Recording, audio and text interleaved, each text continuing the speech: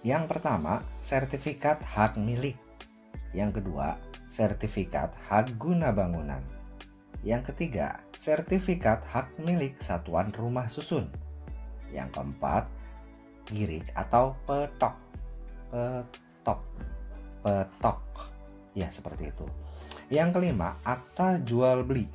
Yang keenam, akte van eigendom.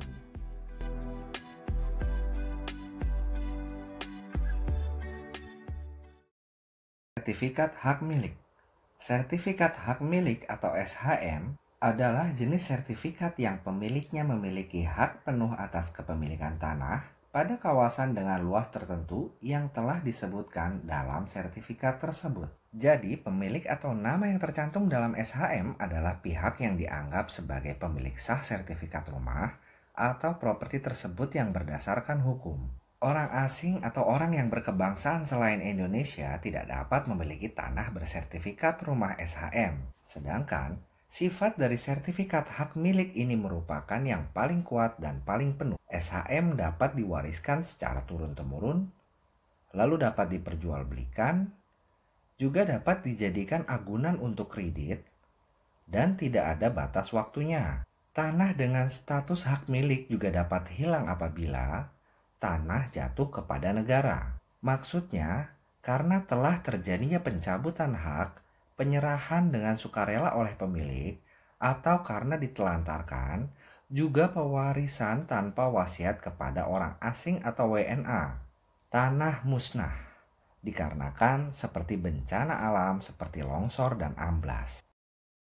Sertifikat hak guna bangunan berbeda dengan sertifikat hak milik. Sertifikat hak guna bangunan atau SHGB adalah jenis sertifikat yang pemegangnya berhak memiliki dan mendirikan bangunan di atas tanah yang bukan kepunyaan pemilik bangunan. Tanah tersebut dapat berupa tanah yang dikuasai langsung oleh negara maupun tanah yang dikuasai oleh perorangan atau badan hukum. Sederhananya, sertifikat hak guna bangunan adalah sebuah hak yang diberikan kepada seseorang untuk membangun bangunan di atas tanah yang bukan miliknya. Tapi sertifikat ini memiliki jangka waktu selama 30 tahun. Setelah itu bisa diperpanjang kembali selama 20 tahun ke depan. Sebagai catatan, tanah yang dikuasai langsung oleh pemerintah dapat menjadi hak guna bangunan berdasarkan penetapan pemerintah. Sertifikat hak guna bangunan ini dapat ditingkatkan kepemilikannya menjadi sertifikat hak milik. Untuk memperolehnya, pemilik tanah perlu menghampiri kantor pertanahan di wilayah tanah atau rumah tersebut berada. Begitu juga sebaliknya, sertifikat tanah hak milik dapat menjadi hak guna bangunan karena adanya perjanjian otentik antara pemilik tanah dengan pihak yang akan memperoleh hak guna bangunan. Kelebihan membeli properti dengan jenis sertifikat hak guna bangunan ini biasanya tidak membutuhkan dana yang lebih besar ketimbang SHM dan bisa dimiliki oleh warga negara asing. Sedangkan kekurangannya membeli properti dengan sertifikat hak guna bangunan memiliki jangka waktu yang terbatas. Sertifikat hak guna bangunan atau HGB ini dinyatakan tidak berlaku apabila jangka waktunya berakhir. Dihentikan sebelum jangka waktunya berakhir karena ada syarat yang tidak terpenuhi. Dilepaskan oleh pemegang haknya sebelum jangka waktunya berakhir. Dicabut untuk kepentingan umum. Ditelantarkan, tanahnya musnah, atau orang atau badan hukum yang mempunyai HGB namun tidak lagi memenuhi syarat, sehingga wajib melepaskan atau mengalihkan haknya kepada pihak lain. Jika tidak dilepaskan atau dialihkan, maka HGB tersebut batal demi hukum dan gugur dengan sendirinya. Sertifikat hak milik satuan rumah susun. Jenis sertifikat yang ketiga ini adalah kepemilikan seseorang atas rumah vertikal atau rumah susun atau apartemen yang dibangun di atas tanah dengan kepemilikan bersama, yang dimana terdapat hak eksklusif untuk ruang pribadi serta hak bersama atas ruang publik atau bisa disebut juga dengan strata title. Pemahamannya adalah di ruang pribadi atau unit rumah susun itu sendiri si pemilik tidak terikat peraturan, sementara untuk di ruang publik dia terikat akan peraturan karena ruang publik adalah milik dari semua penghuni yang ada. Jadi sebagai pemegang hak, Pemilik unit berhak atas bagian bersama, peralatan bersama, fasilitas bersama, dan tanah bersama secara proporsional. Akan tetapi, hak ini tidak menunjuk pada suatu lokasi tertentu. Strata title ini memiliki jangka waktu tertentu, sama dengan HGB. Jangka waktu strata title mengikuti status tanah tempat bangunan apartemen berdiri. Jika status tanah HGB, maka pada akhir masa haknya, semua orang pemilik strata title harus bersama-sama memperpanjang HGB tanah. Perlu diketahui, tanah yang digunakan untuk pembangunan rumah susun yang berdasarkan pasal 7 Undang-Undang Rumah Susun adalah tanah dengan status hak milik, hak guna bangunan, hak pakai atas tanah negara, dan hak pengelolaan. Girik.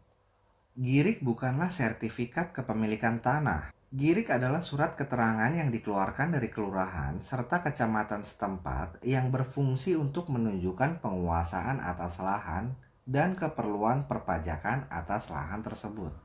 Di dalam surat girik terdapat nomor, luas tanah, dan pemilik hak. Umumnya, surat girik dan lainnya harus disertai dengan akte jual beli atau surat waris. Girik jika dibandingkan dengan surat pemberitahuan pajak terhutang pajak bumi dan bangunan, maka girik bisa dikatakan setara. Oleh karena itu, jika kamu memutuskan untuk membeli rumah dengan surat girik, maka kamu harus cepat-cepat mengurus girik tersebut ke BPN untuk diubah menjadi SHM, agar tidak timbul masalah di kemudian hari. Akte van Eigendom.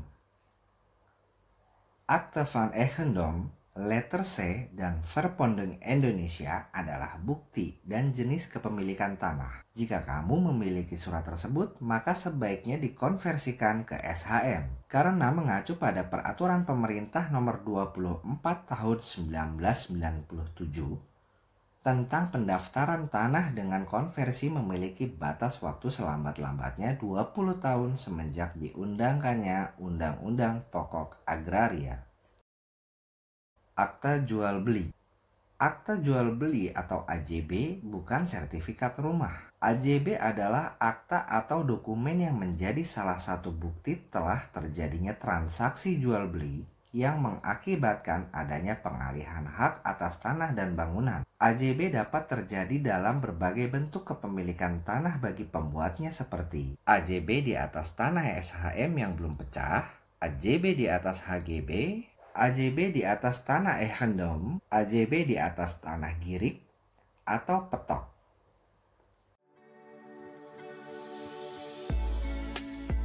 Demikian bahasan kita di video kali ini mengenai jenis-jenis sertifikat. Silahkan beri masukan di kolom komentar jika ada yang kurang, dan jangan lupa untuk bagikan jika kamu rasa konten ini bermanfaat. Terima kasih.